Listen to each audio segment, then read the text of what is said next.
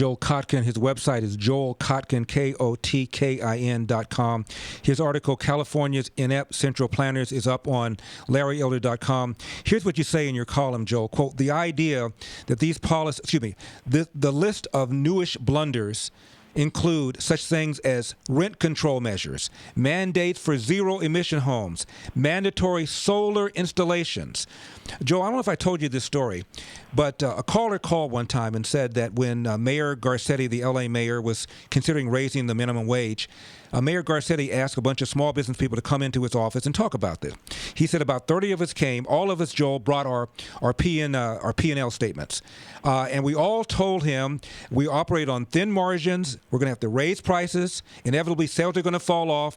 We're going to have to defer hiring decisions or not make hiring decisions or cut hours. Every one of us, he said, brought P&Ls. Every one of us made the same argument. At the end of the meeting, Joel, Garcetti stood up and said, well, I think you can absorb the cost. And he walked out of the room. Well, I mean, this is, again, it's religion. Look, even to give Jerry Brown credit, because Jerry was nutty on some things, but Jerry is a very smart person. Jerry said the minimum wage increases don't really make any economic sense, but he had to support them because the party was demanding it. That's right. I played that statement he made a number of times, Joel. Here he is admitting it doesn't make economic sense, but admitting that it makes good political sense. Well, and you have the same thing with rent control. Mm-hmm. I can understand why people paying high rents would want rent control, but what we're hearing is, why would you build something if you know that your rents are going to be controlled? I mean, you don't know what's going to happen with the property market. You don't know what's going to happen demographically, and of course, the great and I find most ironic part of all this is that they're always talking, Garcetti in particular, about, oh, well, we have to accommodate all these people who are coming.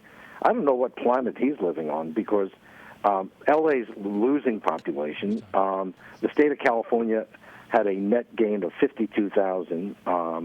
Mostly, we're still more Californians are being born than dying, though they're catching up very quickly. Right.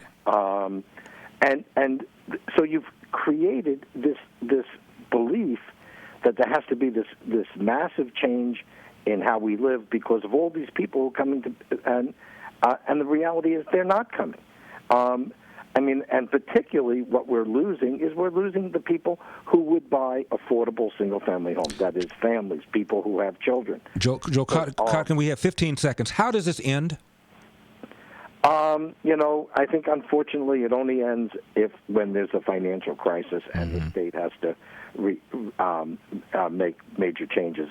I don't think it's going to happen out of growing wisdom among our public policy community, because that seems to be a reach too far.